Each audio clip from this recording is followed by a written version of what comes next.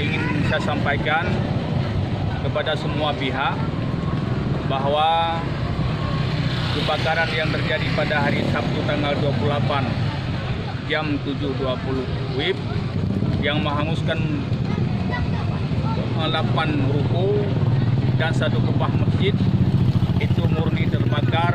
Itu memang terbakar kehendak daripada Allah Subhanahu wa Ta'ala, bukan dibakar oleh siapa-siapa, cuma terbakar.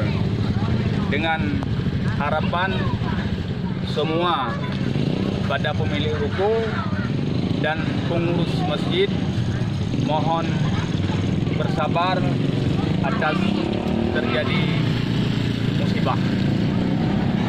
Mungkin ini yang bisa disampaikan.